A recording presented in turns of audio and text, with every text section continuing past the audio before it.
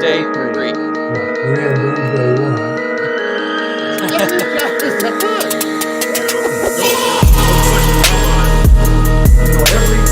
He came from one of the toughest areas of Phoenix. Most of his friends. You got people on the defense talking about it. You better get your ass to the ball. You better get to the ball. I just gotta say, when it comes to Dallas Cowboys, well, It's different. Had you stayed For sure, they would have thrown it off because and I go to bed every night like, Sneaky G, man, I promise you that. We got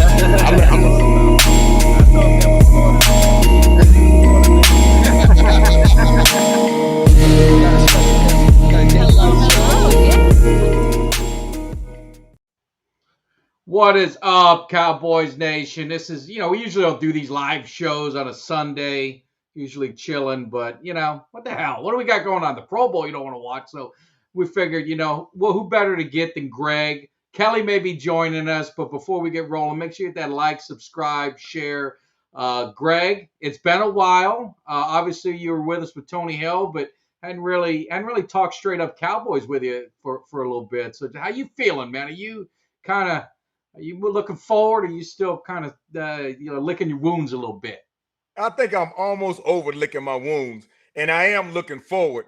And I'm a little bit inspired by Jerry talking about going all in now this year versus saying that last year. So I'm a little bit inspired, but it's taking just a little bit longer to get over this painful end of the season. Yeah, well, we're going to get into it, and people, jumping in the chat and jumping in. This is laid back. This is Sundays always. Greg and I always do Sunday mornings, but we did Sunday evening this time. So it's a very laid back show. So, if you got some questions, pop them in the chat. We'll just kind of go back and forth. As you see, I'm wearing my Rocky shirt. Sad day for me as a kid, learning that Carl Weathers, Apollo Creed passed away. So definitely, thoughts with his family. Just, that was my childhood. Apollo Creed was my childhood. So definitely was sad to see that, hear about his passing. Were you a fan of Apollo, Greg?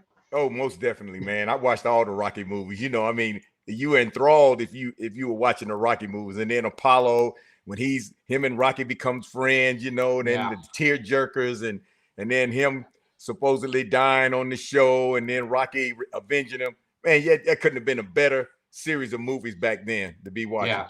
The only bad part is it's based in Philly. And that's the only part that hurts me a little bit. So, but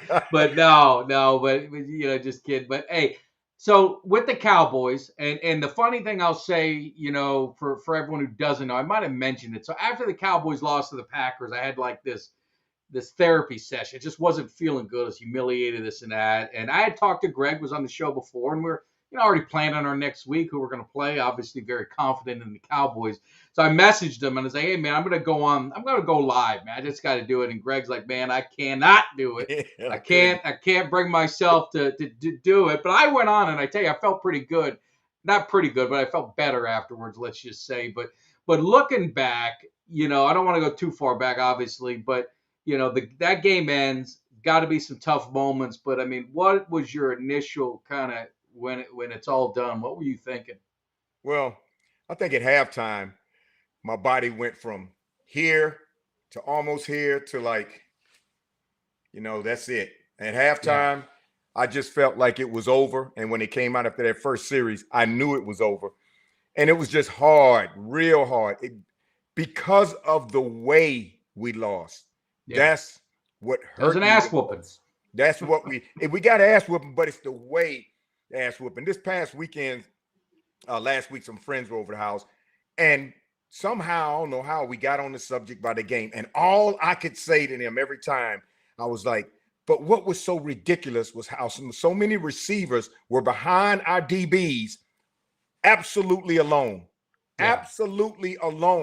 able to stand and wait for the ball and score touchdowns or get big gains at least 3 times. And I just felt like the defense caved. And they mentioned something about Dak. And I said, listen, everybody's going to criticize Dak some, and Dak takes some heat. But I said, Dak, given the 7 points he gave on the on the pick six, Interception. and then how he set him up with the other one. Dak didn't give up 30-something points. The defense gave up 30-something, and you give up that much in the playoffs, you're bound to lose. Yeah, no, absolutely.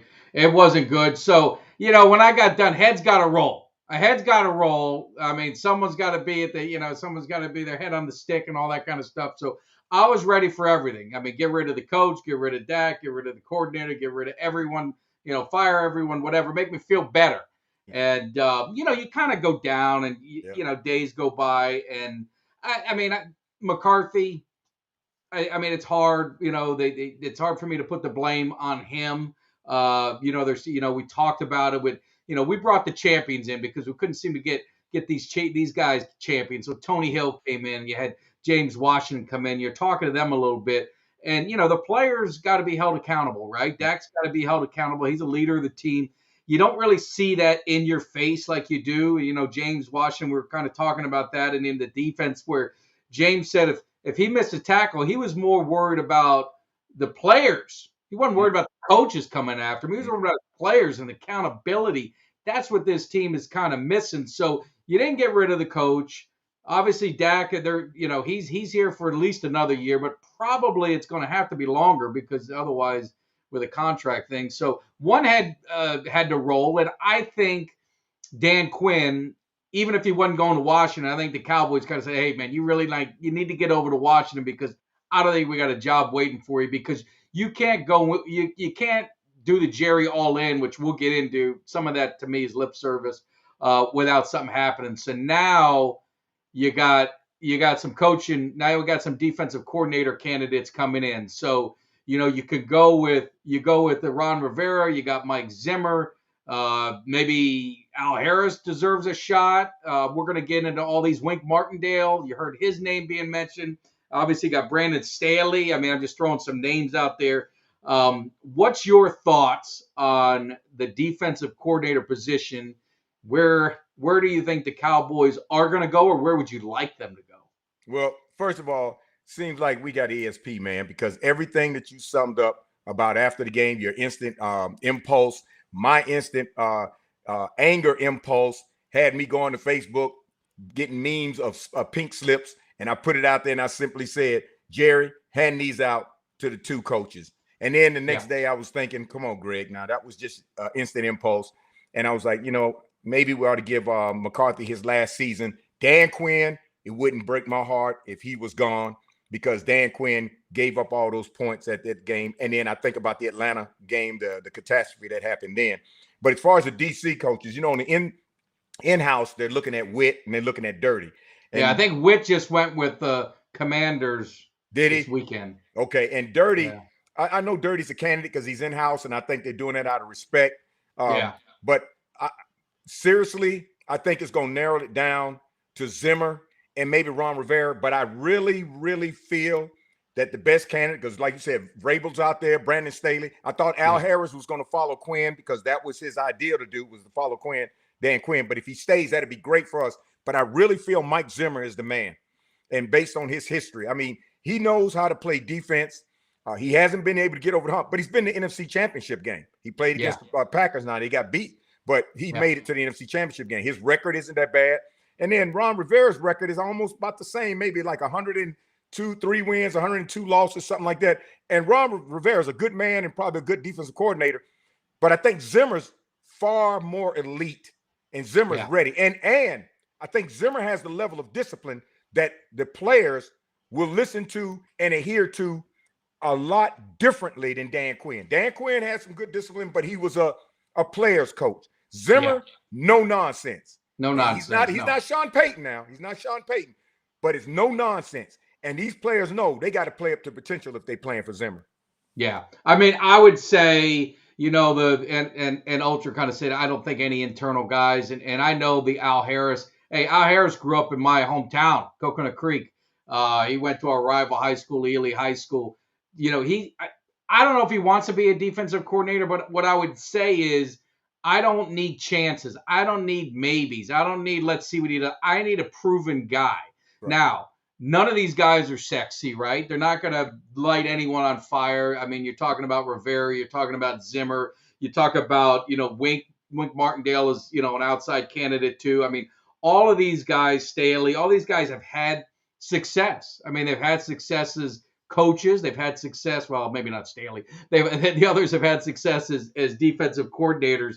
So I think that the best pick, if you're these are your guys, I'm with you with Zimmer. Yeah. Zimmer has been in Dallas. His defense has been very good. He's been able to change, right? When Bill Parcells came, he was a defensive coordinator. Parcells ran a 3-4.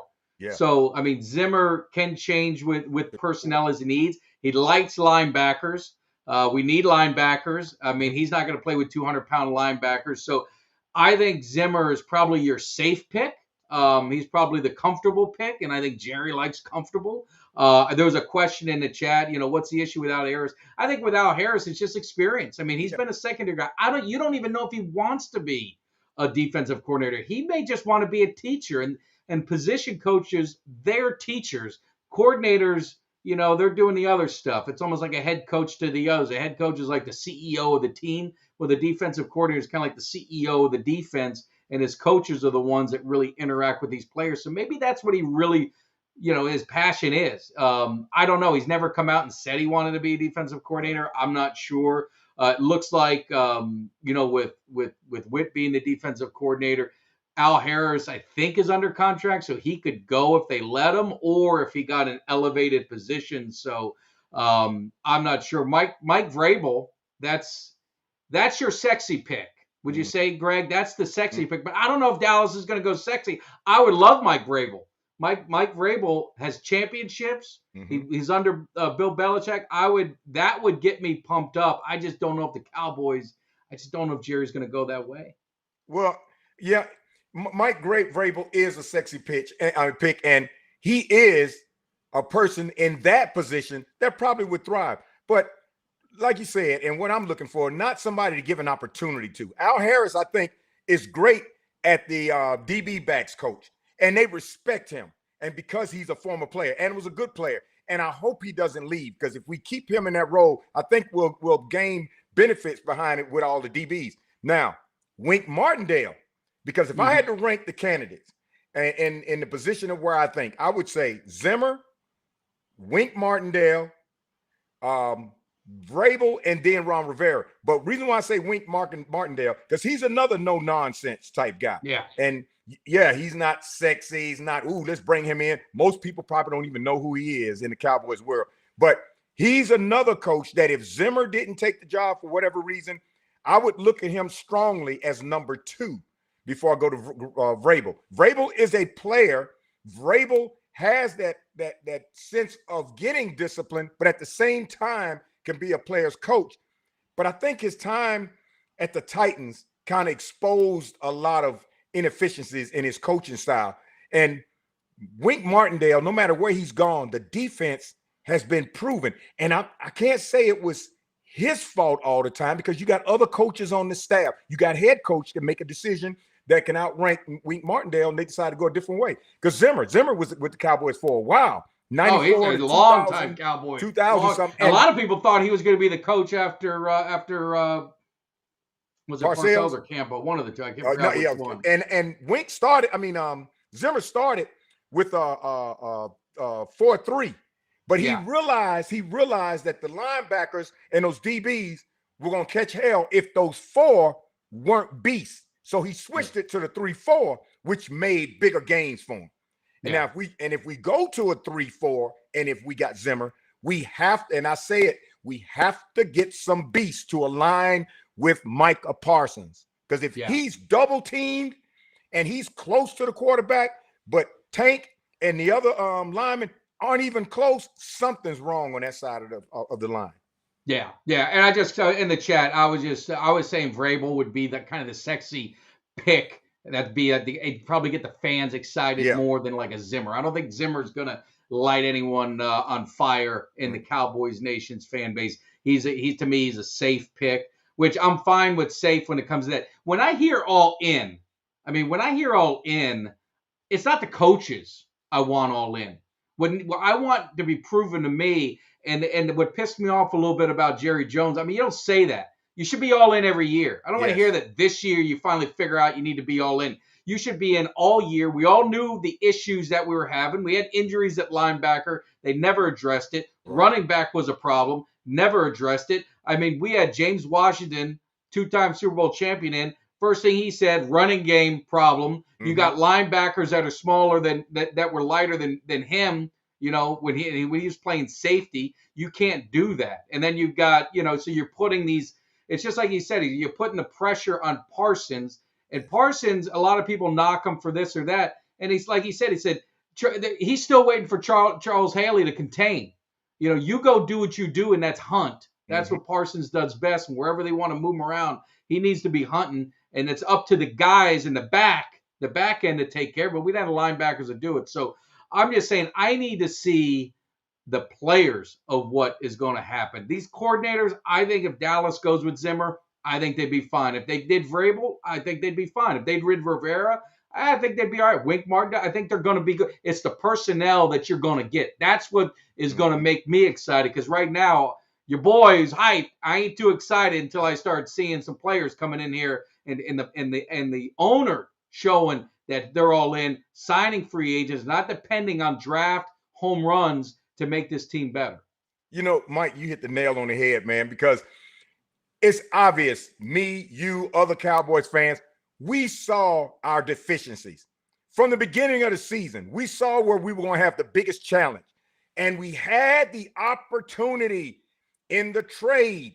We had the opportunity to do something about it, like Philly did during the season, like the 49ers did during the season, but we didn't. And the all-in mentality is awesome if it comes from the players.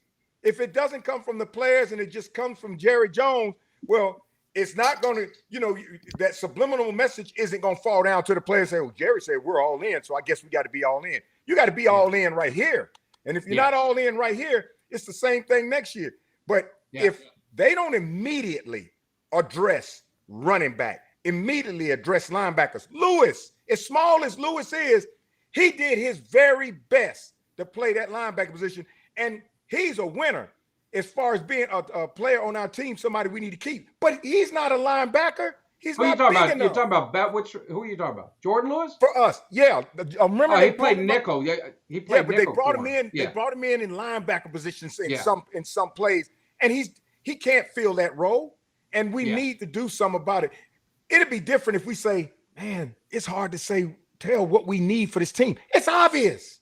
It's extremely obvious. And we could have did something when I get on that train about what we could have done during the trade deadline, it makes me wonder how different this would have turned out if Jerry had gone and gotten a running back. Remember you had him on the show. I asked him that question. He says, after all the stuff he said, well, sometimes you got to go with what you got.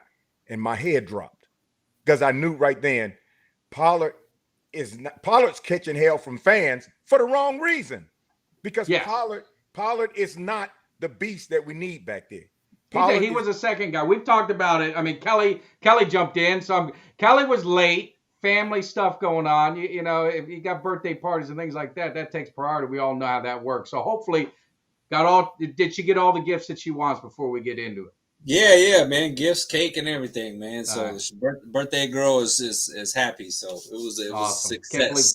Can't believe how much she's grown, and it seems like yesterday. So.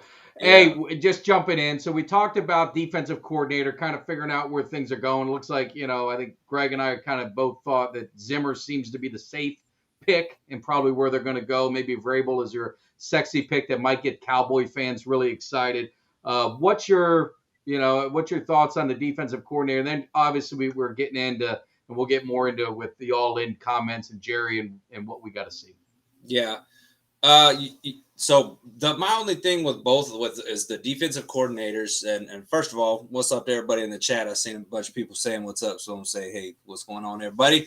But no, as far as the defensive coordinators, to me, what I don't like about Dallas is it always seems like we kind of get through with it always seems like we go back to these guys that have been through 4, 5, 6 different stops. Like I'd like to, if we're gonna go any route and it's not gonna be a Mike Vrabel, me personally, I'd rather do an in-house hire, a guy that's young and trying to earn his way through there, because I've already seen Zimmer and Rivera, and honestly, I'm just not impressed with either one of them. I think they're old dudes that are starting to be phased out of the game because it's changed so much, and their defensive philosophies just ain't the great. I mean, I looked over Mike Zimmer with the Cowboys, and I just looked over his career with the Cowboys as a defensive coordinator. 2003 was his best year. He had the second-ranked defense, but outside of that, he hung around the 20s. I don't think that's not. I don't know if that's true. I looked up his defense. Because he was with Parcells in those. He was with Parcells in those years, and then he obviously the Campo years. He was, but when I saw him, I went ahead and looked it up. I had to look it up. The defensive rankings, overall defense went like this: 2000 they were 22nd, 2001 20th, 2002 13th. They had the second rank in 2003, which was with Parcells. 2004 28th, 2005 they had the 12th, and 2006 the 20th. So they were never consistently a top defense with Zimmer. So those are their rankings.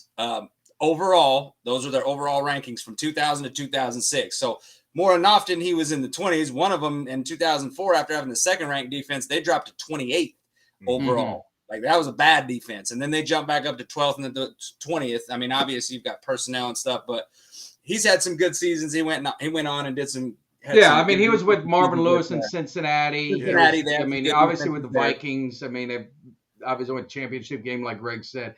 He's been a solid defense. I mean, he's been, to me, maybe I'm wrong, but I always felt he was a solid defensive coordinator in the NFL. He has some accountability. I mean, he's one of those old school kind of guys. I mean, how does that translate in today's game? But he was at Jackson State with Dion as kind of like an advisor. So, I mean, he was around some of the young guys and young kids. So I'm not sure, but I understand what you're saying. I just don't know if I want the thing about in-house to me is, are you going to get the same thing? And do we have someone in-house that is at least proven? Like, I know Al Harris is kind of the one that everyone jumps to, but one, we don't even know if he wants to be a defensive coordinator. And two, he's never been one. And are you okay just kind of taking a shot and saying, all right, well, let's just roll with it and see what happens? Well, I'm not necessarily okay with that, but I did see they had I thought that Witt was going with. I saw that he went. I thought I saw that he went. I heard that he was going with Quinn, but I read an article today that he was a possibility for an in-house hire. I thought he accepted the role this weekend. Someone in the chat help us out, because maybe you never know what happens on social media. Man, people jump the gun on everything. But Kelly, Kelly. Remember. The years that you mentioned about Zimmer, you got to remember now, let's put this in context. Look at the teams we had during that time. We're coming off, Zimmer joined us in 94. Look at we're coming back from our glory days, and it's almost our rebuilding. Everybody's starting to retire or move on from the Cowboys because they see the writing on the wall. We're not elite anymore like we were.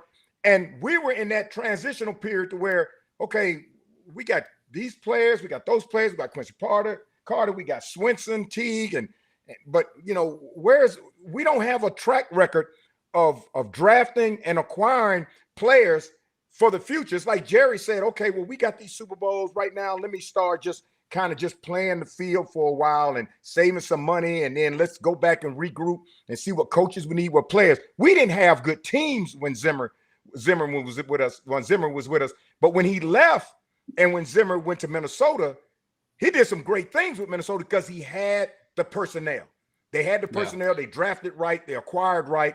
Our team, you can't really take the type of teams we had past 94 all the way up through the time after before Zimmer left and then say, well, it's really Zimmer's fault. He had mashed potatoes. That's all he had as players. A lot of people can't even remember most of the players during that era, until we start getting up into the new era where we are now. And that's what he had to work with. So somebody like Zimmer who has something like that to work with, you really can't make a whole lot about it. Now, if he had the players he had that we have now, and he came in before Dan Quinn, I wonder how much more successful would we be? And yeah, you're right. These guys, the game has passed these guys by. I agree with that. But unless there's a young coach out there that we don't know about, that somebody can pick up like the Chargers did like the 49ers did, and these other teams, they were able to find that young player with that thriving eye. Unless we know somebody out there, and Jerry knows them, I don't know who else to go to. Yeah. Well, And just Kelly, they- good point. Good point. I want to jump in with you and then let you respond too. I mean, hey, I got to give Ultra credit. I mean, Steve Spagnuolo, I mean, he's 65. He's with the Chiefs. He's considered a retread. He's always been a very good defensive coordinator, never really been a good head coach. He's on the verge of winning back-to-back Super Bowl championships if they win this weekend. So, I mean, there are cases where it can happen, but go ahead and respond, Kelly. Well, and I don't know. Me personally, I don't think that Zimmer would be a bad decision. I'm not necessarily saying he's a bad defensive coordinator. I think that the Cowboys, they drug their feet way too long, and I think they let a lot of good guys go. Yeah. And now they're sitting here and they got these two guys that have been here. We've already had Zimmer as defensive coordinator. I mean, he went on to be a head coach, but we're bringing a guy back and we're doing the same thing again. We're going to run it back again. I just like I don't know. I guess we'll see what happens. But, it's funny because, I get, Ultra's talking about the all pros and everything, but that didn't mean anything this year. I mean, we had the all pros this year. Yep. And what did Dan Quinn do with those all pros? It don't matter what you do with those. You don't matter if you have those all pros. If they're not producing on the field, that don't mean anything. So, I mean, Zimmer's had all pros at every stop that he's been at. He's had talent that he's dealt with. He's dealt with some great talent. So, it's a matter of, is your scheme going to work? Do you have the right scheme to go with the players that you have? And is Mike Zimmer the best position for that? Because you can have a team littered with all pros. The Cowboys had how many this year? And what did that amount to? Yeah. Not a damn thing. Yeah, and Kelly, get your response, and Greg too. So yeah, I hear what you're saying, and I think back to James Washington when he was on our show, and we're talking to him, and he brought up the Packer game, and he's like, what his feelings were the defensive coordinator was just thinking he's just going to outsmart everyone instead of doing what your defense does well. Now he's got guys, running zones. He's got Parsons out in coverage on third long, and they're doing all these different things that, was Quinn doing the best with the talent? Go back to Buffalo, go back to Miami, go back to Arizona, go back to the teams that were familiar with him. He's 0-6 now, I guess, against Shanahan's and against all the guys that were on his staff. Was a decision with linebacker his or Jerry's? I don't know. McClay, Jerry, or his deciding that you have these linebackers that are that we ended up losing, and you go with the ones you have. They brought in Evans. I mean, who was a bigger linebacker. You had opportunity to go get bigger linebacker in free agency if you wanted to go. They cut Harper. Right? Remember and we're all kind of like, why'd they cut Harper? I mean, we understood Jabril Cox, but Harper, we didn't really understand. That kind of surprised us because we felt we were thin at linebacker. Whose decision was that? Because if it was Dan Quinn's, and that's what you're rolling out at linebacker to stop the run, when it's just they were banking on, I guess what his defense to me was banking on our offense jumping on teams and staying ahead and making them pass heavy. And if we got in a dogfight, we're going to get our ass whooped. And that's what happened. When we fall behind, our defense just continued to get shredded if our offense couldn't continue to push the ball down the field and keep us ahead in the game. I don't know if I'm right or wrong, but Kelly, what do you think? And then Greg? Well, I think Dan Quinn's scheme, the way that he had things eventually just started to come to bite him in the ass. And whether that was because they weren't giving him the personnel, and in terms of like linebackers, the undersized linebackers thing came back to bite him big time.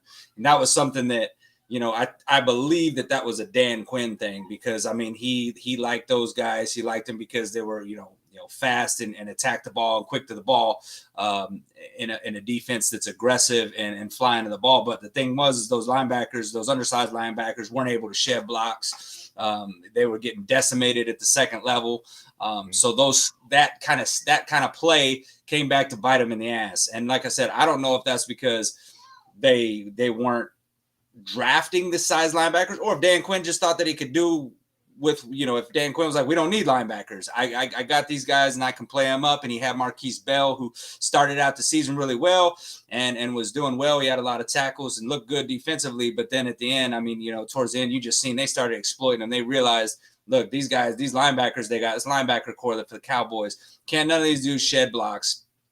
So all you have to do is get to the second level, and then these running backs are picking up first downs, big chunk plays, you know, and it was just one of those things where they got exploited. So, you know, that's for me, that's one of the biggest issues is getting actual prototypical linebackers back in that, you know, defensive backfield, because we need bigger linebackers. What we got right now ain't cutting it and won't cut it next year. So they're going to have to go out and either sign one or they're going to have to draft one. And there's some big names out there that are going to be free agents this year. If Jerry really is all in as he says he is, there's, you know, they've got Queen from Baltimore. You've got Levante David, you know, you've got some guys. Yeah, that Devin White was There's There's some names in Tampa, they're linebackers that there's a lot of talk even here in Tampa about Dallas. So I mean, they better do something. They better do something. Greg, what are you thinking? Well, and speaking of Dan Quinn, I wonder if he felt intimidated to talk to Jerry about the needs at linebacker. You know, if he went into Jerry's office and say, Jerry, listen, it's obvious to me, it should be to you, and I know everybody else can see it. They don't have to be pro football aficionados. We need some help in the linebackers. And during the trade, let's go out there and let's get some linebackers. This is what we really need. I wonder if he had that discussion with Jerry, or if he felt intimidated because Jerry may not want to spend the money. And since that last game, I've also thought, I said, well, how bad was our financial situation that Jerry couldn't go out there and get players? Or was he thinking ahead of next season, paying the big time stars we got and how he's going to handle that versus getting somebody during the season and thinking that we're going to get by what we had? So if Dan Quinn didn't go to Jerry and say, Jerry, this is what we're getting shredded in linebacker, and we need some bigger players. We need some better players back there. We need to go out and get some certain people. And I've scouted so-and-so and so-and-so. I wonder if he even had that conversation with Jerry. And if he did, how did he go? Yeah, and really money is nothing. I'm picking up free agent. Most of the guys that people are getting are on their last year. They can be cut afterwards. That's just that. If Jerry into them, that's just BS. And they, I mean, I have yet to see a team, you know, have issues with the cap. Look what Philly did. Look what the Rams did. Look what all these teams do. Look what the Ravens. All these teams seem to find a way to do it. You get things done. You work it. So the excuses that Steven always tries to throw out there on the radio stations, you know, and Jerry with the pieces of the pie, and there's only so much slice for the pie, and that's all bullshit, in my opinion. I'm just going to say it the way it is. If they want to go out, they can go out and get it. And I would tell any Cowboy fan, if they went all in, they really went all in and got us a Super Bowl championship, getting some free agent stuff, and you knew that the next couple of years may be a little tough, would you take it? Everyone would take it. And then look at the Rams. Everyone thought the Rams were going to be left for dead, and they end up in the playoffs, right? A couple of years after their Super Bowl, when everyone said this is going to be, oh, man, they're done. It's going to be over. What about the Packers? Oh, Aaron Rodgers is gone. Oh, this team is going to be the bottom of the barrel. They're in the playoffs. This ain't the NFL of the 90s where you had a 5-year process. There's no window. As long as you got a starting quarterback that's top half or a defense that is top 5, you got a shot. And it's getting to the playoffs, as it was proven this year up until the other rounds. All you need to do is get a shot to get in there and let the chips fall where they may. Yep. Yeah, you know, I agree, man. I'm all about doing that. Like I said, we talked about that just, you know, the other day when we were after the show, or when we were doing the show, we talked about the all in thing, and if going all in means you know, having a couple of down years after, you know, making a Super Bowl run, and if you can win a Super Bowl, like, sign me up for that. Like, you know, it was a couple years ago, you heard about it. And, you know, one of my favorite things was when the Rams, I think it was their GM and their owner, had that shirt, the F them draft picks. Yeah. Basically like that, you know, that I thought that was hilarious. And everybody was like, well, yeah, but watch it come to bite them. You know, they have no draft picks the next year, and they had draft picks, but they didn't have a lot. They had no first. I think they had no second. They were like, that team's not going to be able to rebuild. There's no way that they can you can't operate like that. They win the Super Bowl, and like you said, look, they're back in the playoffs this year. And not only that, they've got a pretty good young nucleus going on right now with the Rams. Obviously, the quarterback Stafford's getting a little bit up there in age, and see how much longer he can play at a high level. But like, the Rams ain't doing that bad right now. They've got some talent on that team. They're a playoff team this year. I think they'll continue to improve, and they've got a good coach that runs a good system. And I mean, that's key, man. Is having a good coaching staff and being able to draft well, and and can compete. So that's just what the Cowboys need to do. If Jerry's really willing to go all in, I don't believe in the whole salary cap thing. It can be manipulated. We see it with all the best teams. They manipulate that cap and they get it. Look at San Francisco. I mean, granted, they're playing with Purdy, who's on a rookie deal, which that helps them. But, dude, they signed every big free agent you can imagine. They went out and got Hargraves from the Eagles. They went out and got Christian McCaffrey. Like, they were not willing to stop because they said, we're on a mission. We're getting to the Super Bowl. We're going to keep adding talent to this team. If there's an area of weakness, we're going to go out and we're going to get the best dude to fill it. Not some retread, not some guy bouncing around to his fourth or fifth team that we think might just need a fresh start. No, we're going to go get elite talent. Chase Young in the middle of the season. I mean, and I mean, and I will say for Chase Young, man, that dude out there has been kind of getting criticized lately for his effort in that playoff game against Detroit. Man, he was out there looking like he's trying to make a layup on a tackle, but no, you're right. They went out and they got premier guys at all these positions.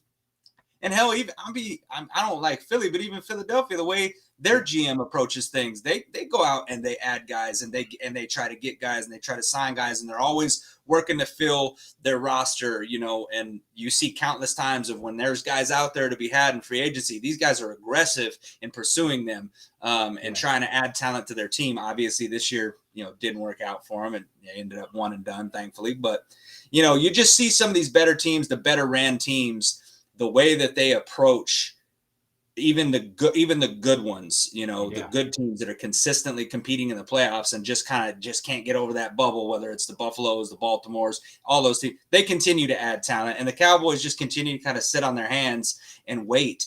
And that's what's frustrating for Cowboys fans. And I think the frustrating thing even about this defensive coordinator thing, move on from Dan Quinn as soon as the season's over. Yeah. Say, look, thank you for what you've done. We got to move on, though. We want to interview some defensive coordinators. No, you wait until all these other guys are snatched up around the league, and now you're sitting there and your options are pretty limited now because you've got, and like I said, I'm not to say that Mike Zimmer can't come in or maybe even and couldn't do some good things with this defense because we do have talent. They may be able to, but what's frustrating is the way that the Cowboys talking about going all in, but they sat on their hands with the Dan Quinn thing while everybody else was snatching up these other D coordinators. That is already a thing in the offseason where you're frustrated already. Yeah. Well, so, and real quick about the GMs too. When a couple of shows before, I told you, I said the scariest team to me in the playoffs was the Rams. Remember? I said because they're playing like they did during their Super Bowl era, and Puka Nacua just added to that. But one of the biggest issues, and I guess a lot of people haven't addressed it, you know why these other teams like the 49ers, like Philly, Green Bay, and all these folks are successful with their coaches, these young coaches, and with the staff and getting players and stuff? Because they have a different GM. The owner isn't the GM. And if we would go out and hire a real GM, what do these other GMs do? One of the first things they do is they go out there and they find that talented coach, that hungry, young, talented coach. And during the season, that GM's with that coach or that staff saying, look, it's the middle of the season. Let's go out there and get so-and-so. Get him from so-and-so. He's available. Let's go get so-and-so from so-and-so. Just like you said, plug and play. They're not looking at the 4 or 5 years down the line. They're looking at today. All these NFC teams, even a lot of AFC teams, did that this season and last season. We didn't do any of it. But as long as Jerry wants to buy the groceries, he wants to cook the groceries, he wants to eat the groceries and serve the groceries, we're not going to get to that point where we have somebody that can go out there and find these people we need. I guarantee you, if we had a separate GM, he would know how to go out there and pick and play these players that we need for this team to make this team dynamic and linebacker and running back, etc. Jerry's not doing that. Jerry's the owner, GM, and everything, but he's not fulfilling the GM's job the way other GMs are fulfilling their job to acquire talent to plug and play during the season. And long as he's not doing that, he's just getting a head coach and the other coaching staff, well, that's not going to help. But that GM on these successful teams, they're like a partner with that coach. Yeah.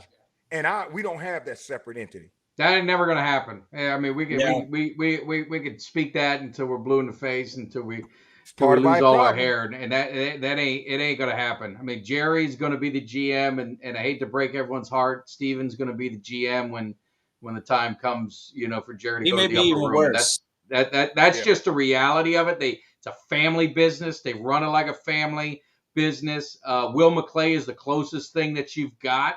And I mean, he's our GM without the GM title, which really doesn't give him any authority in my eyes. And it's just, I've used the analogy over and over, is when the players have a beeline to the owner and can bypass the coach, the chain of command, you lose all of that. And that's the one thing that James and Daryl, Moose Johnson's been in there. How many 90s guys, Dave Campos talked about, when Jimmy Johnson was here, the players knew the buck stopped with him. If there was going to be an issue, they were going to pay the price. Jimmy wasn't going up to Jerry for approval. Jimmy's going to cut the guy right then and there. Jimmy's going to trade him. Jimmy's going to do whatever. That's the way it was in the early stages of that run with Jimmy and Jerry. And, you talk to James and you listen to the others, and, when it changed is when success happened, right? Yeah. So when success happened, and the Cowboys started making money, Jerry's focus, Cowboys were making money. He wasn't worried about paying back that loan and getting all that money back. He wanted some of that love and some of that, and that's when the egos, and we've done a million shows on it. We can go a million more. Took hold of it. And so that's not just going to change. It's what I always say is the Dallas Cowboys have to win in spite of their owner, and they can, because they've done it. Right, 95, they've done it. They did it in 95, and they weren't as good a team as they were. I mean, Troy Aikman always said it. The team in 95 wasn't as good as they were in 93 or 90, even 94. But you gotta get the mentality. It's like, again, I hate to go back to James Washington, but it's accountability. The players held each other accountable. It wasn't the coaches. You miss a tackle, it's like I made a joke with him, right, Kelly? We made a joke about Deion Sanders and pass interference. He wasn't letting me finish that.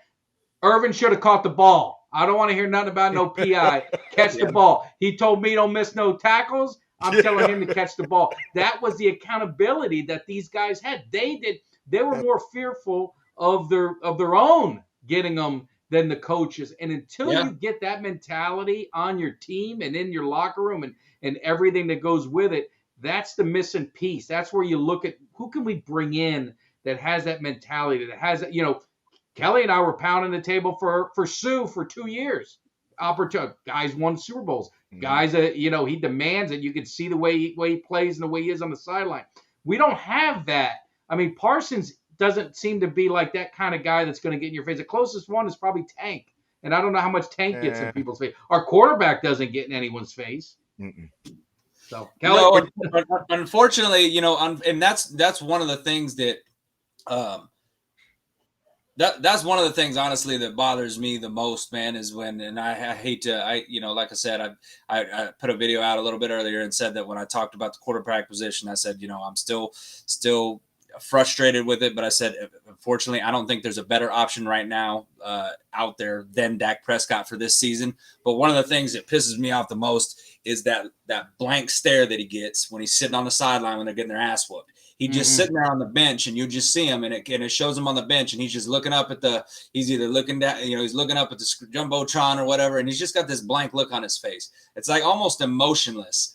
And you want to see something. You want to see that he's pissed off. You want to see something. It's just this blank stare on his face. And I'll be honest, man. I know a lot of people used to say that they were like, it was whatever. He got criticism from people when Tom Brady used to go up and down the sideline ripping his teammates a new ass. When they were dropping passes, running the wrong routes, whatever. He was on them. And you'd see him, he'd be up and down the sideline. He's getting on the coaches, getting on the players. And you see other quarterbacks in the league that will do that.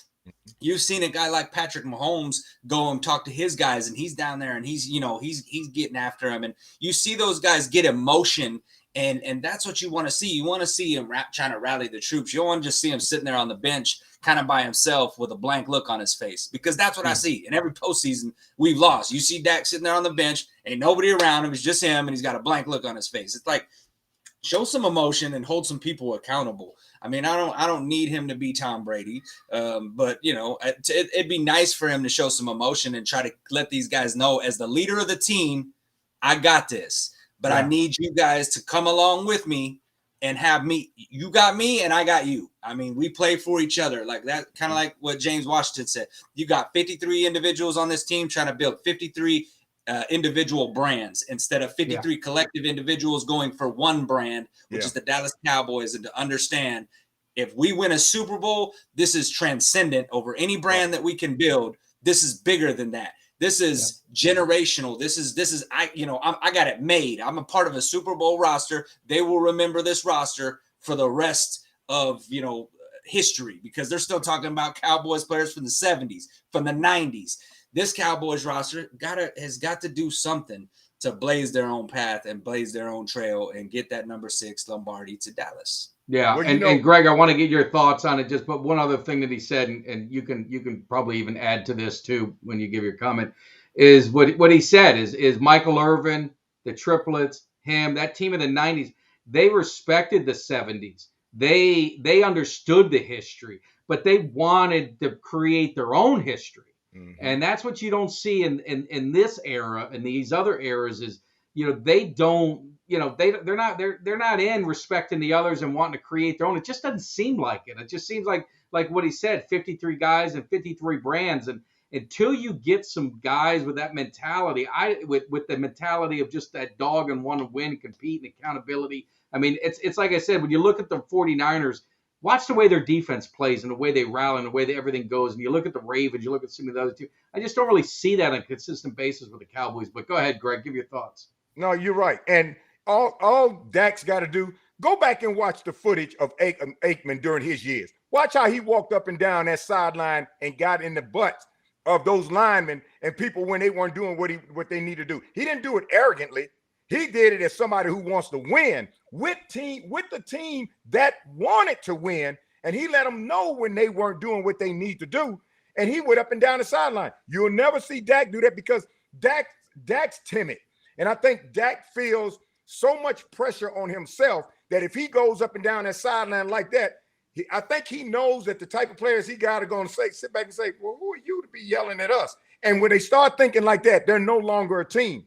But what I would like to see, whether it's this week, next week, or the week after, I want to see Jerry Jones sit at the podium and define, in capital letters, define what he means by all in. Define it, Jerry. Don't just say it. Actually stand up and define it so we can say, okay. Because if you're not defining it and you're just saying it, it's not going to permeate into the players or the coaching staff saying we're going all in when there's no action behind it.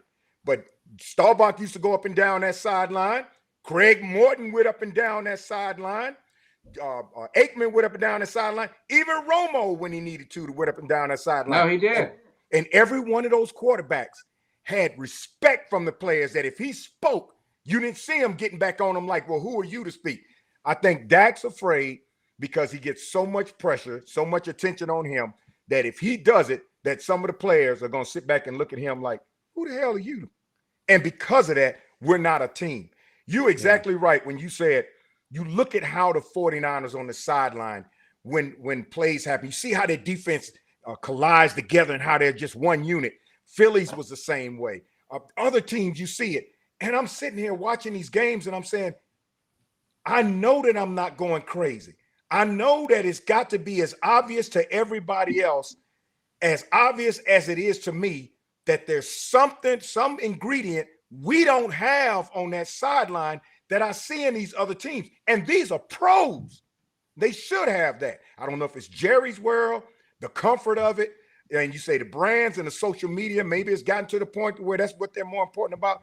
But if they look at the other teams that are winning and they want to be those teams, they would say, well, we need to emulate those guys. Or maybe they just don't have it in them. Maybe we got half of our squad just doesn't have that kind of heart and hustle in them. Well, then they're drafting the wrong players, and we got to Yes. look at Jerry and the Yes. scouts, because they need to be drafting these kind of guys or via free agency. But I think they need to bring them in. And Apollo Creed, rest in peace, Carl Weathers. I will use a line from him in his Rocky 3, wearing a shirt, is when Rocky, did his training. Rocky was at the Ritz Hotel, and Clubber Lang was in the basement. That's what these Cowboys need to be. They need to be out of the glam, and they need to get in the basement, and they need to get that hunger back, like in Rocky 4 when he went out in the woods. I'm kidding, but I'm saying is they've got to have a mentality of embarrassment. Like, I'm going to tell you, for me, and I think I speak for Cowboy fans, embarrassment, most embarrassing loss in the history of this organization. Most embarrassing loss that I've ever witnessed at any level of any team I root for. Understand, any team, the Canes, and I've seen some Canes get some ass whoopings, but we probably knew they were coming. This was an absolute embarrassment, and to see them respond the way they did, and like you said, with Kelly's talking about Dax just looking up, and these guys just had this like shell shock look in their face. It's like I still can't get over it. So for me to be all in, I need to see what you're going to do. I don't want the lip service of, this is what we're doing. I want free agents. I don't want the draft. I want draft your guys, but they always put so much pressure on these draft picks. We saw I hate to repeat myself from a previous show, but they get rid of Amari Cooper. They get Jalen Tolbert, and they're expecting him to be him. Well, that didn't work out. You get Mozzie, all the pressure on Mozzie Smith when we knew we needed beef up front. Oh, he's going to be the savior when there's a learning curve there. You overshown. You put all your chips in for the linebacker. He gets hurt. Well, you have no answers, and then you get rid of other guys. I'm sick of them living and dying by the draft. You've got to mix in. Show me a team that just does it all the time that's in the Super Bowl. I mean, the Chiefs, they go through talent, and they mix up their guys. And they got Mahomes. That makes a big difference. But the 49ers, to your point, they went out and got McCaffrey. They went out and got, the kid from Philly. They go out and they keep getting guys. They didn't stop. They didn't say, we made it to the championship last year, and maybe it was hard luck because our quarterback got hurt. They went out and addressed and get more players. And the Cowboys just don't do that. And I'm over it, man. I'm over it. Yeah. I feel the same way, man. I'm to the point right now that, like, I mean, even if the Cowboys, it don't really matter if this in the offseason, it will give me some more reasons to be positive, but like, they can sign whoever the hell they want, man. I'm going to enjoy the wins. I'm going to enjoy football because I love football. I'm not saying I won't enjoy it. I'm not saying I won't be happy when we win games, but in terms of me thinking, all right, this team looks different, because I feel like I say that every year. It's like, this team looks different. This team, I'm not buying into that no more. I'm not getting reeled in no more. I'm done saying that this team is different till they show me they're different. And I'm talking about that team's going to have to make it to an NFC championship game. Now, if we're sitting there, next year at this time, and we're sitting there NFC championship weekend, and the Cowboys are playing, then I may be talking about, okay, this team might be different. Mm-hmm. This team might be the team that can get us there, because they will, if they get to that point, they will have got us past and further than any team in the past 28 years, going on 29 now. But until that happens, they win one game in the playoffs. If they don't get past that divisional round, I'm not buying in. I got to see this team do what they haven't done yet, and that's get into an NFC championship game and be, playing for a chance to go to the Super Bowl. And, I just don't know. I don't know what that'll take, and I don't know what that entails. And I mean, I feel like we as fans have an idea, but everybody kind of has their own opinion, and it's really split right now in terms of what people think that is. Because now there's all kinds of people saying, well, we need this D coordinator. Now we need this one. If we don't get this guy, it's going to be horrible. Now we need this free agent. Now we need, it's just everybody's going a million different ways. I don't really think, I don't know, man.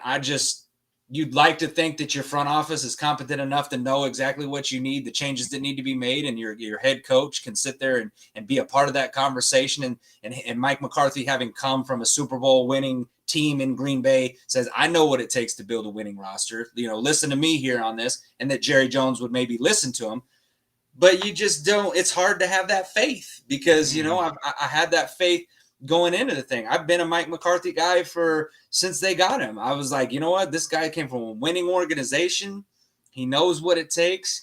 I've loved the rapport that he's had with Dak. I thought that he's improved. Dak has improved. I thought Dak had a major improvement this year under McCarthy. And then the playoffs go, and all of that is out the window. Everything was out the window. Dak looked like Dak of 2022 when he showed up against the 49ers again. And Mike McCarthy's calling plays like back when they were running him out of Green Bay, and it's like, yeah. But I mean, do you think a lot of that, and I don't want to beat a dead horse with it, but do you think a lot of that, I mean, Dak's not the quarterback. I mean, and there's not many, right? Dak's not going to be the quarterback that's going to carry his team to a Super Bowl. He's not Patrick Mahomes. If you want to say Joe Burrow, but I mean, Burrow also has some badass receivers and he has a running game. So I don't necessarily, want to give him anoint him that. We're seeing what Patrick Mahomes does with his offense with nobody. And I don't think Dak can do that. I think what Dak needs is a running game. Yes. And do you think it was foolish? And again, do you blame McCarthy? Because I don't know if I blame McCarthy because, right, Jerry wants to own the players and the GM, and then, right, he always says McCarthy's job's a coach. But if you knew the running game was going to be a problem, it was evident early in the season. You had opportunities to make some changes, get somebody to help, but they didn't do anything about it. I mean, there was most games, I think Pollard ran for under 50 yards. I mean, it was non-existent. So, yeah. And then you're looking at, with McCarthy in the play call, and if you're going to ask Dak to throw the ball 50 times a game, good luck. Ain't going to happen. Well, I mean, that's the way I feel. I echo that. Well, I thought there must be some secret that Jerry's not telling us as to why he didn't go and do the trade and get somebody during the trade deadline. Because that's the arrogance. Only thing. I'll tell you what it is. Arrogance. That's the only thing that got me was, I mean, it's not like we're spinning the wheel and people don't see what we're seeing. Everybody in the world saw that our biggest deficiency was in the running game.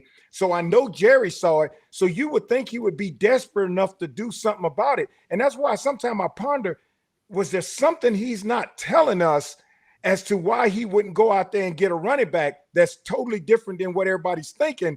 And then at the same time, I'm thinking, all of these coaches on our coaching staff, you mean to tell me the running back coaches, the defensive coaches, you mean to tell me when they have their meeting with the head coach, you mean to tell me none of them at that table all said, Mike, we need a running back bad. We need a linebacker bad. We need this.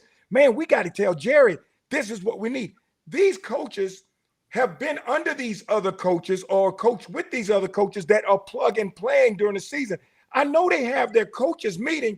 You can't tell me that these guys just sat around the table and never even said, we got to do something about that running back position. We got to really do something during the trade deadline. You can't tell me they didn't have inputs, that if Jerry said, give me your inputs on the table as to what you think we need to go out and get and who we know to go out and get, I bet you they had a list. And I'm wondering, did Jerry get to a point the way he just said, I'm not telling anybody the real reason why I'm not going out there to plug these holes that is so obvious that we need as to why we're not going to make it to the next level?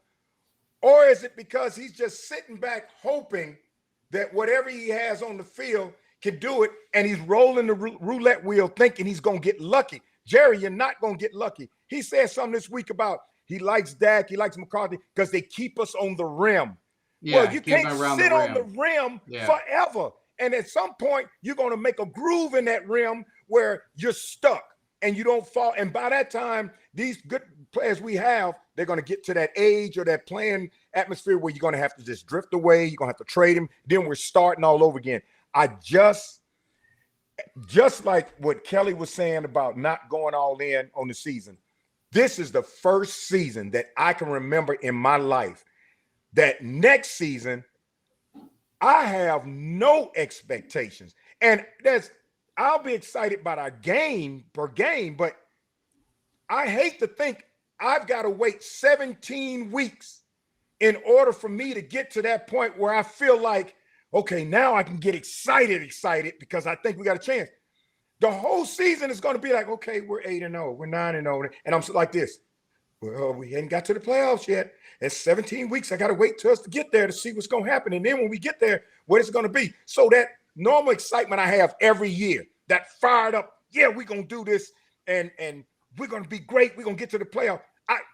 I don't even know if I'm going to feel that way this next season because I know when we get to the 17th game and if we get in the playoffs, I'm going to have to scratch my head. I'm going to hold on to bars and stuff, wondering if we're going to get through that first round or we're going to make it through the second round. I said something in one of the last videos I did after that last game, and I've never, ever rode that train about one and done. I hate when I used to hear fans say that, and they always say that because it was cliche for the Cowboys. I said, first time in my life, we have to accept that we are the one and done kids. We have to now finally accept the fact, until otherwise, that we are the one and done kids, and we gotta quit denying it to everybody because this year was the most fatal one and done in the history of me knowing the Cowboys. Yeah, no, and I mean, it's kind of like if you remember back to Cincinnati with Marvin Lewis. I mean, you're talking about being around the rim. Marvin Lewis went to the playoffs every year. They were 10 wins and 11 wins and this and that, and they got bounced in the playoffs every single time in the first round. And are you happy with that? I mean, when I hear Jerry saying that, it tells me he's content with that's hanging around the rim, right? And I know, hey, you get in the playoffs, crazy things happen, but if you continue in the playoffs with bad success, it becomes part of your culture, becomes part of your the acceptance, and you could see it. I mean, you saw it in the game.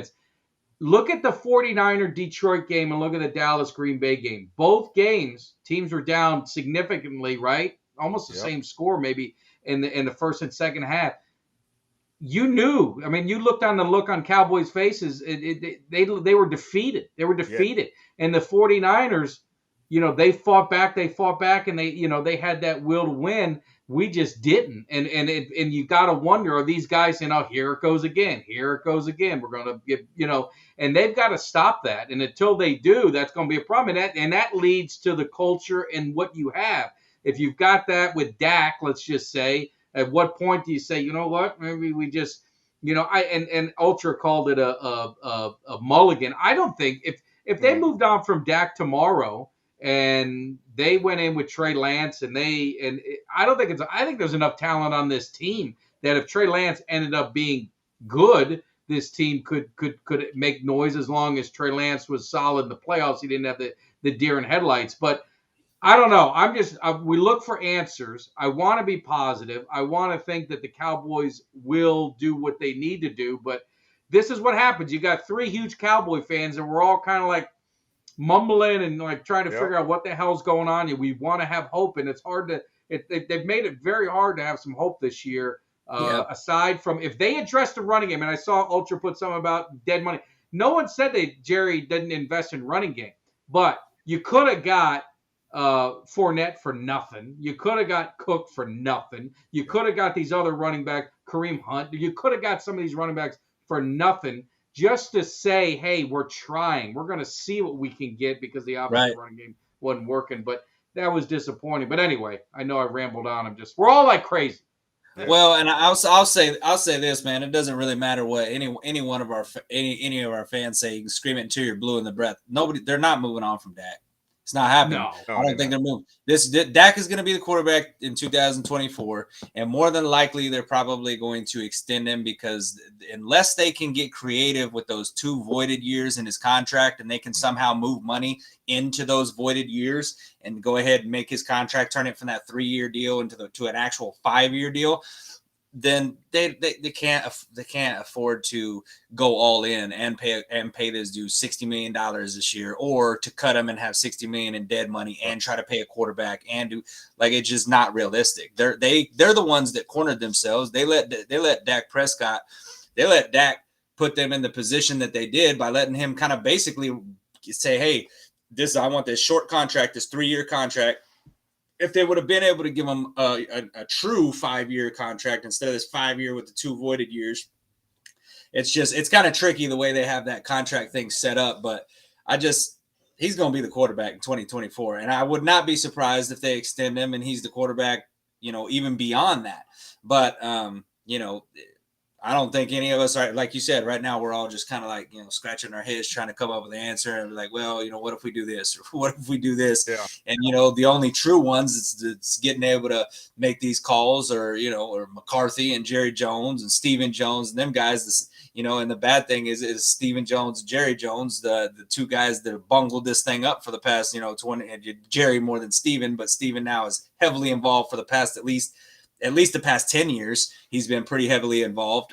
Stephen Jones has been. So, you're like, okay, are we really going to trust these guys to make the right decisions? I don't know that I do. I don't. Yeah. I've kind of lost faith in them. I've said it over and over and over again. I've said, if there was any GM in the league that had went this long without getting past the divisional round, that's right, and they've had this amount of talent and whatever they'd have been gone. Yep. Because as any successful person, whether you're a CEO of a company, or just all the way down to a manager, you look at people around you, you evaluate the talent, and if that person hits a cap and hits their ceiling, and that ceiling is not where you need them to be, you need them to be here, and that person is hitting that ceiling, and you're like, they're never going to get here. They just cannot get here. You've tried and you've tried.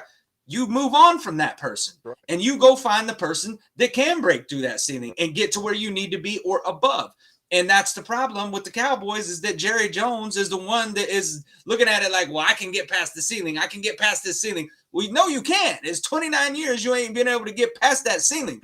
And it's like James Washington said, sit back and enjoy the fruits of your labor. I don't understand what harm it would do for Jerry to sit back, count his billions of dollars that he's got as the most valuable sports franchise in all of sports, and hire a GM, hire a guy that knows football. We've talked about it before. I know it's a pipe dream, but Moose Johnston, I'd love to see Jerry Jones be like, you know what, Moose, I want you to come in, because I think he could be the next great GM in football. And I think eventually he's going to be a GM of a team, and he's going to be a guy like what you see with the 49ers when they bring in, you bring in these former players that they know what it takes. They've been a part of these winning organizations. They come in and they start making these key moves. They start developing the culture. San Francisco's culture right now is I'm envious of that culture. Yes. They have a culture that I want in Dallas. Yeah. That's what I want in Dallas, is that kind of culture. The Baltimore Ravens, that's the kind of culture I want. And I understand people say, well, the Ravens only won once. I don't care. They are tough. They're physical. Those dudes are not scared. They get dirty, hit you. I mean, it's just like those are the kind of cultures that you want, because they are always right there, and even though the Niners have not cashed it in and won that Super Bowl, they're still a team that is consistently in this Super Bowl or in the NFC Championship. And eventually that's all you can ask for. And eventually you break through that ceiling. So, I mean, it's just, you get jealous of seeing these other teams compete like that. And while the Cowboys just sit there and, like, Greg said, the one and done kids, and it's unfortunate, because you're right. All we can do now is eat all this stuff that these haters are going to throw at us in the offseason and all throughout the season. Like Greg said, we could be 9-0, 10-0. You know what they're going to say? Like Stephen A says, just wait. Just wait. Accident waiting to happen. And there ain't a damn thing we can say about it, because there ain't nothing in our past that shows that we've done anything different or we will do anything different. Yeah. It's amazing. It's amazing. All three of us feel exactly the same way. And I feel like Stephen Jones is afraid of addressing daddy. I think he is. I really think he's afraid of addressing daddy. And he knows that it's not working. He knows what we need. You got to believe that Stephen Jones is looking over that Lynch. He's looking over that Kansas City, the Ravens, all of them, those cultures. And you got to know that he's sitting there saying, we can be like them. We can do it. Daddy's not going to allow it. And if I buck up on daddy, he might push me out the way. We see what he did with Jimmy Johnson, had the winning formula. As long as he left him alone, that big marriage broke up. Not because Jimmy was doing something wrong. It's because Jimmy told Jerry, get off my back and stay out of my business. You do your job. Let me do mine. No. Yeah. I'm the owner. If I want to stand on your head and get in front of you, get on the field and act like I'm coaching, I'm going to do it. Jerry, we're winning. Let me do what I do. I'm proven. We're best friends. Let me do what I do. And his ego was so entrenched that he made the ultimate sacrifice unnecessarily and stuck with it all the way to the interview, stuck with it, and then waited 25 years later to say, my biggest regret. Man, I ain't want to wait 25 years to hear you say that when you knew it was your biggest regret right then. We haven't had that culture since then. Not one time have we had that culture since. And everybody around Jerry is afraid. They're afraid to tell Jerry, you got to go to your assistant living, chill out, count your money. Look, Kelly knows. Matter of fact, hire Kelly as your GM. Bring them in. Bring in Mike and Greg as the passionate supporters, because we know what everybody else knows. And give us 1 year, and you get out the way, and then we get another GM up there, and Kelly can be sidekicking with him. Come on now. It ain't going to happen. So this whole season, that's what's going to happen. I got my bags wife, packed already, Greg. Huh? I got my bags packed already. I'm ready to go. I know you are. And look, and mine will be packed to come and assist you. I told my wife, it's going to be painful for me to do videos, because I did these videos out of passion. I was doing them before I even put them on TikTok. My sister pushed me to put them on TikTok. I was doing it for passion. I still have the passion, but it's going to be hard doing these game by game, and then we win. I'm like, yes, we won. Well, that's just the game of the season. We ain't got to the playoffs. And this year, it's speechless. It is. It became speechless. Like I told you, Mike, when you asked, was I available for that show? Man, I've never been so low about the Cowboys and what happened to us than I was this year. I don't know if it's because I'm getting older. I just can't remember being this downtrodden about what happened. I wouldn't watch ESPN for about a week. I didn't want to see no damn highlights. I didn't want to hear nothing about the playoffs. And I didn't want to, when they showed anything about the Cowboys, I changed the channel, because I just didn't want to hear somewhere in that discussion, and the Green Bay Packers did this to Dallas, and Dallas is doing this. I didn't want to hear this Pro Bowl thing, this different. And I was like, oh, it could probably be exciting watching some of those different things. But then I saw Michael Parsons, CeeDee Lamb, and then I see some of these other players, and I'm sitting there saying, Greg, I don't want to watch this shit. I don't want to watch this because it just brings back too many hard memories. And I don't see anything in these guys like they just walked off. How come Dak wasn't Dak selected in the Pro Bowl? He passed on it. His wife's pregnant, but he was up in Aspen hanging out with Sean Lee this weekend. I don't think he passed it up because of his wife being pregnant. No, I think he did. I don't think he wanted to face. He didn't want to face. And you know what? I accept that, and I appreciate that. Yeah. And I wouldn't have been pissed off if every Cowboy on that thing said, you know what? Yeah, I don't want no part of it, because I'm going to tell you, I haven't watched ESPN NFL. I haven't watched it since. I haven't seen it. I usually watch the Pro Bowl stuff and the Super Bowl week. I just like that. I haven't watched anything. I'll watch the Super Bowl, of course, but I haven't watched any of that stuff, because, and it's like, Kelly and I said, I do the pregame videos, and I've done them forever, and I just like you, I used to do them long before social media, and I know I'm gonna, I'll do them. Yeah. Right. And as long as the Cowboys, they gotta give me something. I gotta get a running back. I get some linebackers. Got to give me something. I can't go in with this roster, but I'll do them, and I know I'll get laughed at, and I know it's going to be easy pickings for the haters. But that's the life of a Cowboys fan. I mean, we've come to accept it. We've come to, and it's just it's frustrating, because I think the Cowboy fans are the most passionate fans in the NFL. Mm-hmm. I go to games, and I've said it before. I go to games to hang out with people like Kelly, yourself. Cuts by Jones. I mean, so many people that, I hang out with that group, with Mark and with Doug and Frankie, all those guys. That's what I hate. That's why I go to the games, The games, they're ice. I mean, that's just Iceland. If I didn't even go to the game, but now I understand why maybe people tailgate and they don't go to the games. Maybe if I lived in Dallas, I may do that more. But I go for the fans, man. I have a great time hanging with Cowboys, and I'll continue to do it.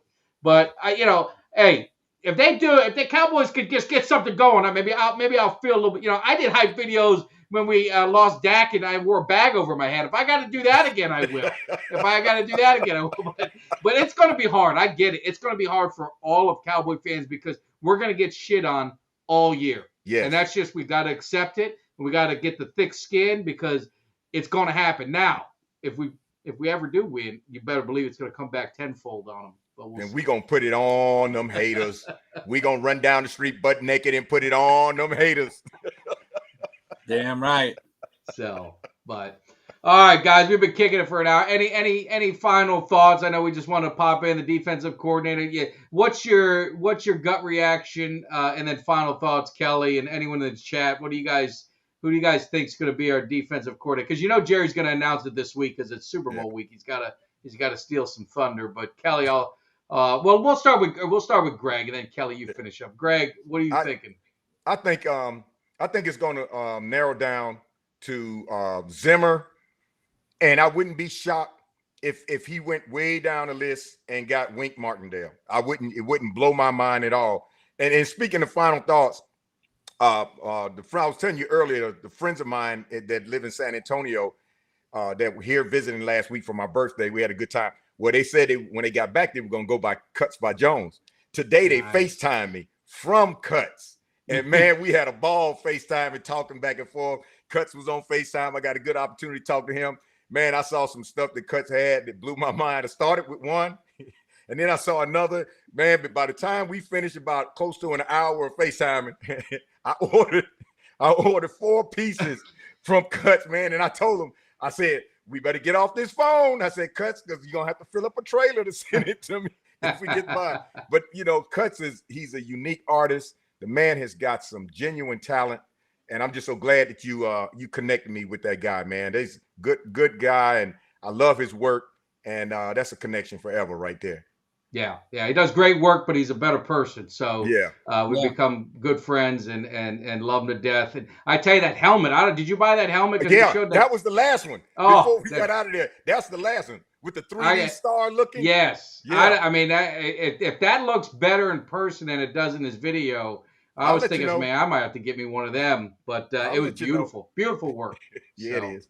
Yeah. But Zimmer, Zimmer's your guy. So what's up, Zimmer?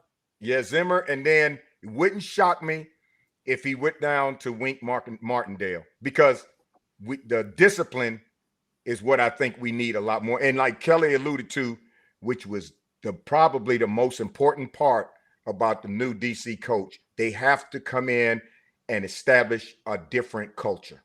That culture is going to magnify what we really need on this team right now, because we don't have a culture right now. Yeah, 100%. Kelly, what you think? I think, I mean, out of the two, whether it's out of Rivera or Zimmer, I think they would go Zimmer. I think I think he would probably be your better bet. And I will say, Mike, I looked it up and I was actually a little bit rushed. So on the site that I go to where I look all my stuff up, it's the 2000. It's Pro Football Reference is where I find those. But they list.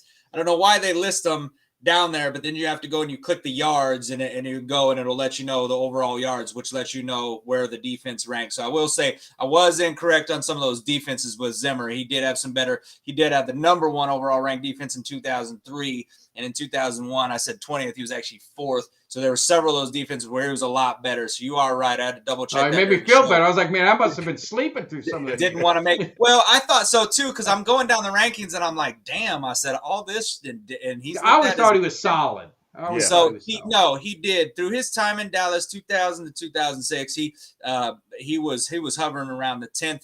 He was in the top 10 in defenses and did end up having the number 1 overall ranked defense. Now, I will say that, what concerns me about some of those, man, is the fact that this year, the Cowboys, man, we got the number 5 overall ranked defense. And yet that can be so deceiving sometimes because, you have the number 5 ranked defense, but yet it was a little deceiving because our defense just mauled these lesser teams. But when you look at, and I put up a tweet about, because people talked about the winning teams. Is this one of those things that I looked at, and I gave Dak stats against winning teams?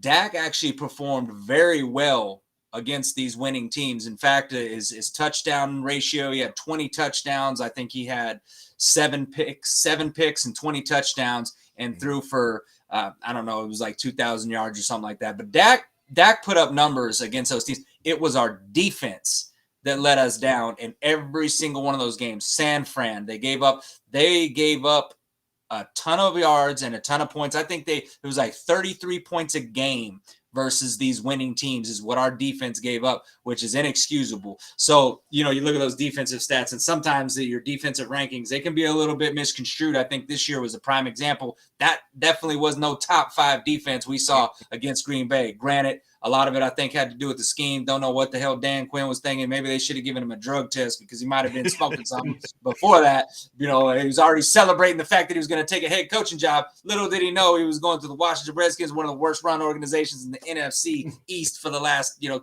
decades. So good luck with that, Dan Quinn. But if I had to say, I'd say it'd probably be Zimmer. And, honestly, if it's Zimmer, I'm not going to be overly upset about it. Rivera was the guy I just really didn't want. I was really down on Rivera. I'm not a fan of Ron Rivera. He's done some great things. I'm just not a fan of Rivera. So if I was going to get a guy, it'd be Zimmer. If I had it my way, I would like them to go Vrabel. That's my number 1 pick. But, if we go Zimmer, I'm not going to be completely disappointed in that. Just as long as when the draft comes, give him his chance to bring in the guys that he wants, allow him to have say in who we bring in free agency. If you're going to I've always been to the thought of, if you got these defensive coaches, you got these offensive coaches, they're basically like cooks. Parcells used to say that thing. He used to say, listen, if you want me to cook the meal, let me buy the groceries. Yeah. And I've always thought that was a great quote by Parcells, and it is true. If you're going to hire these guys, and you want them to produce product on the field, let them have a say in who they're bringing in, who we're signing. So, I'm not against the Zimmer thing, but if you're going to bring him in, let him get the guys that he wants in here. Let him run his system, move the hell out the way, and let him do his damn job. And I'd say the Creole Cajun, that's what we talked about earlier, not to go back too much, but Dan Quinn had no linebackers, but was that his choice? That's what I've got to wonder. And I got to think it was, because he went with his safeties. I got to think it was his choice. Vrabel would be interesting from Daniel. I mean, my choice is Vrabel just for some fresh face. But Zimmer, I wouldn't have an issue with. Again, I'm not going to do, cartwheels or bust through the door and drop a hype video on it. But he is, I think he's a safe pick. And I think Jerry's going to go with comfortable and safe. Rivera, to your point, that would be my least favorite. He's a great guy. I mean, obviously, all the stuff he went through and this and that. I mean, he was on the 85 Bears. So, I mean, he was on the best defense in NFL history. But I don't think the approach that he has is what this team needs. You're going to get some fire out of Vrabel. You're going to get fire out of Zimmer. I think that's what this team needs, is a kick in the ass. And then with the draft, to your point, is make sure that they can draft the guys that fit their scheme of what they want to run. But more importantly, again, draft aside, I want to see what free agents they bring. I want to see him bringing in champions. I want to see him bringing in blue collar. I don't need the huge contract guy. I don't need the huge. I want some dogs, whoever they are. If they're the big contract, medium-sized contract, I don't want them to go cheap. I'm done with the cheap, easy contracts. I want them to show that they got skin in the game to win now. That'll make me a lot happier. And then to your point, Kelly, just kind of bouncing on what you said about Quinn. I think the one thing you're 1,000% correct about, the defenses can be a little skewed the way it looks. He relied on our offense to light them up. Yeah. And if you look at those games, every game our defense was mauling and this and that. Our offense jumped on them early, put them in passing situations, and we have some great pass rushers, no doubt about it, and he's able to do it. When he had to scheme and when he had to come up, change things the way things are going, this ain't working, he never had an answer. Bills ran the ball for 100-something in the first half, ran for a shit ton more afterwards. We couldn't stop it. Dolphins, we got the lead. He couldn't stop them. Packers got just mopped without even a blink of an eye. 49ers, kind of the same thing. So, I mean, that's where Quinn can leave. I don't know if our offseason's better so far. We didn't even get into it, but we will next show. You got Kellen Moore, and now our old quarterback coach is now one of the old ones that was with Kellen Moore. He's their quarterback coach with Jalen Hurts. This is going to be a marriage that I can't wait to see what happens. And then you get Quinn going to Washington. So maybe the East, maybe our offseason is doing pretty good so far. Maybe the offseason not so bad after all. But hey, I just wanted to play a sound clip real quick because I will say this. This did get me. I watched this earlier today, and this did get me a little bit fired up about Zimmer. One of the things that he's a guy that is down on the field with his players. He's not Dan. Dan Quinn was always up top. You always show Dan Quinn up top, right? Mm-hmm. And Zimmer, when he was with Cincinnati. And when he did it, he was a guy that's down on the sideline with his players. And just play this. I'll play this clip real quick because this is something that I like. That I don't know. Maybe it hypes some people up. Maybe it don't. But I like this. The way that he was talking to his defensive players. We talk about accountability. This little clip right here. It's just a 19-second clip, but. If we get a press G, you get your fucking ass outside and get it contained. Okay? I told you this fucking quarterback runs. Keep him in the fucking pocket. You got me. You better quit bullshitting around. I'm not having this bullshit. You better get your minds right, or I'll get them right for you. Damn it. Better get your minds right, or I'll get them right for you. Right? I like it. And what did James Washington say? Know your role, right? Know your role. These guys gotta know their role. So yep, exactly. So I mean, if you get a guy like that with that type of fire and that type of passion, man, that like hold his players accountable and be like, look, if you don't get it right, I'll get it right for you. Right. I mean, that's what we need, regardless of how good these guys are, and not just to be lip service, but to truly hold these guys accountable and say, listen, you get paid well, but it don't matter how much you get paid. If you can't do the job that I'm asking you to do, then damn it, I'm going to sit you on the bench and I'll bring somebody in that will. So let's just hope and keep our fingers crossed that whoever we bring in for defensive coordinator has that mindset along with the rest of this coaching staff that has to just ingrain a tougher mindset and a tougher standard of accountability to these players to say, it don't matter if you're making $40 million a year or you're making $5 million a year. The best players will be on the field. And if you can't do your job and if you're missing tackles and if you're not performing to your standard, then you're going to be on the bench. Yeah, so right. No, that's all we can hope for as fans, man. That's all you can ask for. And again, every job to me would be open competition, no job safe. If Trey Lance is on this team, then he has an opportunity to be a starting quarterback. Give him his opportunity. Right. And if he outperforms our quarterback, then he sits on the bench. That's the way their mindset's got to be. That's the way Jimmy Johnson. Need to be that way. I mean, Jimmy Johnson drafted Steve Walsh when they had Aikman drafted number 1. He gave up a first-round pick for him. He kind of knew what he was doing with his trading later, but still, Steve Walsh, they competed. They actually had a debate on who was going to be the starting quarterback, as crazy as that sounds today.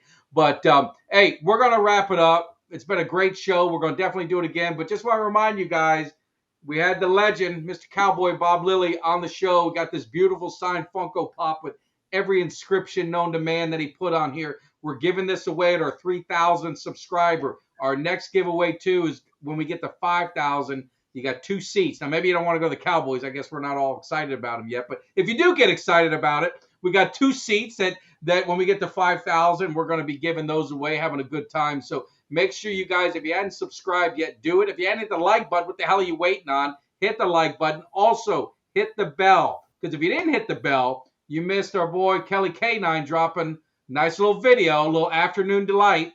Dropping a good video. You get me sometimes in the morning. Kelly may come up. God knows what's going to happen if he turns that camera on at 1 a.m. on a Friday night. So you guys want to hit that bell. You don't want to miss anything. So hit the bell, subscribe, like, share. We don't want to miss it. I appreciate it. I'll give you guys last words, and then we'll bounce out of here. Yep. Greg? Well, look, after this last 10 minutes, I'm starting to feel a little bit more refreshed about our chances now. So, I can wipe away some tears. Now my motivation is starting to come back, and I'm looking forward to this next season. I'm sure something's going to come up in the next couple of months, and something's going to hit, and it's going to give me that rigor mortis feeling again. But all of a sudden, these last 10 minutes got me a little bit more motivated, because I guess we got into it so much, I almost felt like the Cowboys coaches and staff are sitting back watching it right now. And they're like, yep, let's all go up to Jerry's office right now and get powerful and tell him what we feel. Well, that Zimmer did it. Kelly, last word with you. What do you got? You know what? Just I'd say, Cowboys Nation, just hang on to hope. Yeah. Hang on to hope, man, because that's all we got with Cowboys fans. And you know what? We're not gonna sit there and hang our heads. We walk out with our chest out all the time with Cowboys Nation. Wear your Cowboys gear. Be loud, be proud, be obnoxious. Listen, we own it, man. We own it that we're the one and done people. We own it. We're the one and done gang. It is what it is. But you know what? We can only hope that things will change, and we don't know till we know. Yep. So there's going to be a long off season. We got a draft. We got defensive coordinator hire. Got free agents. Got a lot of things that can happen to get us hyped. All I can say is, look at if the Eagles fans, and I've seen them on Facebook, or not Facebook, but Twitter. If the Eagles fans can be hyped up over getting, Vic Fangio, a guy who wasn't renewed from his contract, and Kellen Moore, a guy who was not renewed from his contract, and Dallas let him go, if they can be hyped over those two guys, and they can be hyped over being one and done when they got a running back at quarterback, if they can get hyped, Cowboys Nation, then damn it, we can get hyped too, because they won their Super Bowl back in 2017, but they didn't cash in the last year when they had a chance. They didn't cash in either. So, if they can get hype about things and they can be positive about it, then damn it, so can we. We just got to have the moves to get us there. Yeah. So, hang on to hope, Cowboys Nation. We're going to get there. And if you got no more hope, go back and watch our videos, our interviews with some real Super Bowl champions. We had James Washington, Tony Hill, Bob Lilly, Chuck Halley's son came up. The list goes on and on. Then you can get some champions. You feel what it's like. You can relive the glory days until we create our own with this generation. But until then, be live on Monday. We'll be live on Thursday, getting ready for the Super Bowl. So hopefully we'll see you guys then. You guys take care. Have a good one. Give me somebody that's hungry. Give me somebody that's hungry.